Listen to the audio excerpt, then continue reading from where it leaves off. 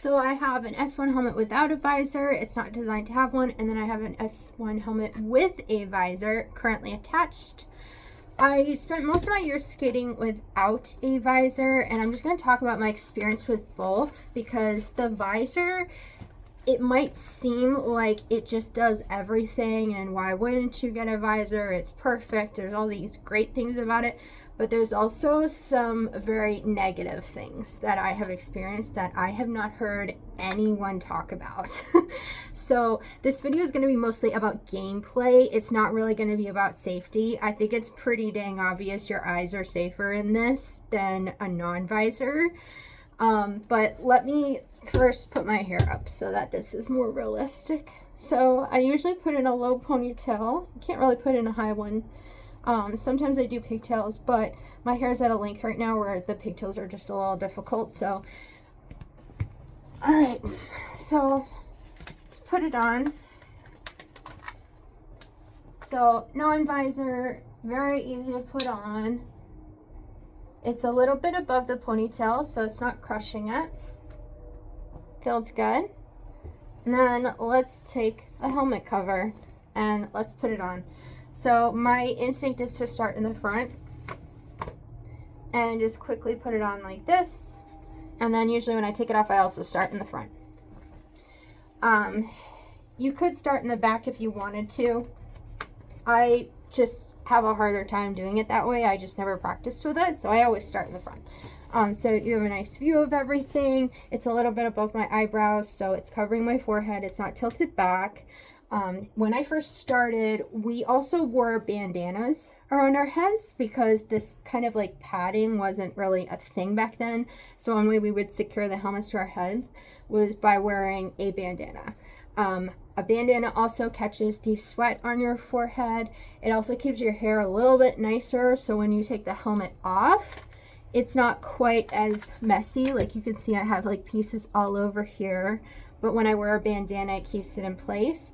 I don't really need the bandana anymore because there's just so many padding options to make them fit. So typical helmet, nothing wrong with it.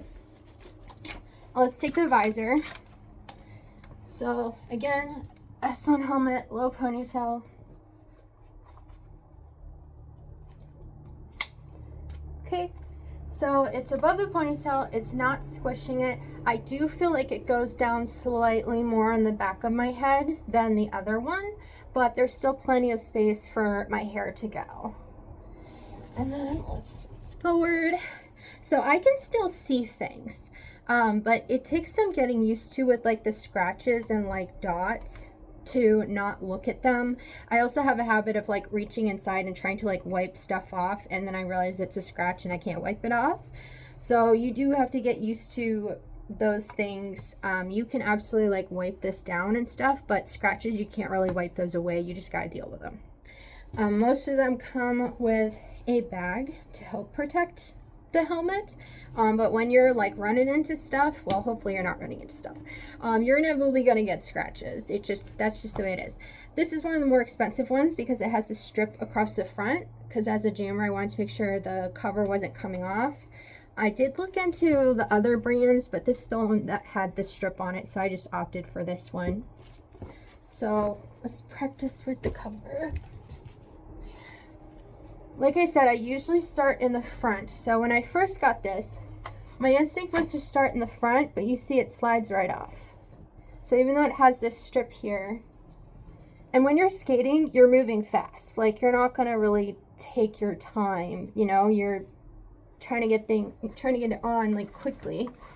Okay, so I got it to catch that time, but imagine if I was in the middle of the game and someone passed me the star and it just kept sliding off like that while I was skating. Like, that would be an issue. So other option is starting in the back, which is what I've been doing since I started using this, was starting in the back.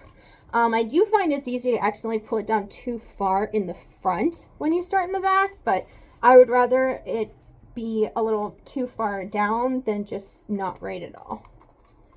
And this is obviously a jammer cover because that's what I typically wear. So harder to get the cover on. It's not difficult to make it stay on, but it's very hard to get it on compared to a non-visor helmet. So difficulty with gameplay. Also, I find that when I'm talking with this on, my voice doesn't travel as well. It feels like it's bouncing off the glass right back into my face. Whereas this one, I speak with the same volume, and it seems like people can hear me better when I wear this one. Like, this is blocking some of the sound that I'm making. I can hear just as well as the other one, but when I speak, I hear myself quite loud, and it's really weird to have your voice bounce back at you. So you may have to talk a little bit louder when you're wearing this one. There are plenty of people who wear glasses. I think this is absolutely wonderful for glasses. However, I did not notice it providing much protection for the nose, like the tip of the nose. It's just far enough down that you could still get hit in the nose. It also doesn't do anything for the mouth. Like, it might impede the force a little bit, but you could still get hit in the mouth. I've seen a lot of people get hit in the mouth with this on, and they get so angry and they cry because, how dare you hit me in the mouth? Yeah, you're not supposed to do that, but you're also not invincible. So it provides protection for eyes and glasses, which is why I first got it. I had eye surgery about a year ago, and I wanted to make sure that I didn't mess up my eyes before they were fully healed, because I was just too impatient to wait for them to heal and then come back. So that inspired me to get the visor in the first place. I think that if you're concerned about your eyes and your glasses, the visor is definitely worth looking into.